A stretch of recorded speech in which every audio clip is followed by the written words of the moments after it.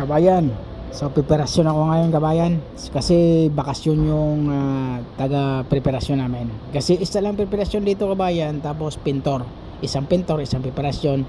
Tatlo yung latero, isa yung assembler, isa yung tagahugas, tapos isa yung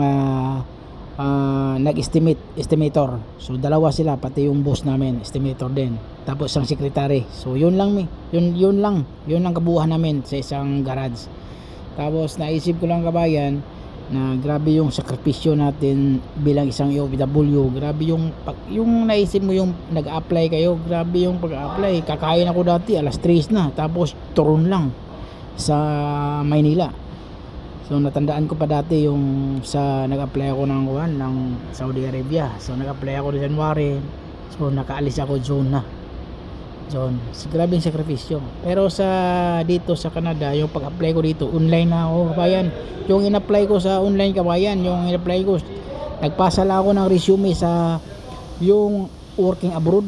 Diyan nagpasa, tapos marami ng agency na nag-message sa akin. So ganun lang, isang resume lang, doon lang sa working abroad ba yun? Basta working abroad, doon nagpasa ako ng resume.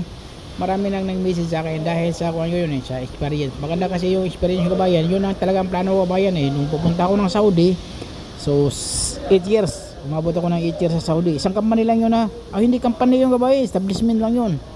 Sa Sinaya yun, grabe pagdating sa Sinaya, nakapagsabi ako grabe parang squatter to.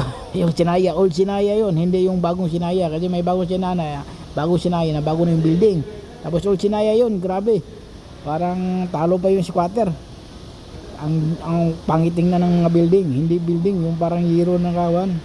O yun lang kabayan, sinishare ko lang sa inyo kabayan na yung pang mag-apply tayo, wag sayangin yung sa ating sitwasyon ngayon na medyo maganda na kumikita tayo ng pera, tapos gagastuhin lang natin ng walang silbi. So isipin natin yung paano tayo nagsimula. Huwag sayangin yung kumikita ka tayo ngayon. Hindi kasi lagi na kumikita tayo So tumatanda tayo, kaya matuto tayo mag-input. So yan ang pinaka-importante habang nasa malakas pa yung katawan, hindi lang nasa abroad. Kaya nga yung pinaka-best part talaga, kailangan matutunan mo paano humawak ng pera. Yun ang pinaka-importante sa buhay ng tao. So siyempre may Panginoon naman tayo, mayroon tayong mga kanya-kanyang Panginoon. Depende na kung anong relihiyon mo. Pero yun nga, yung pinaka-importante kasi sa ngayon, pag malakas pa tayo, yung pera talaga. Kasi yung oras nga natin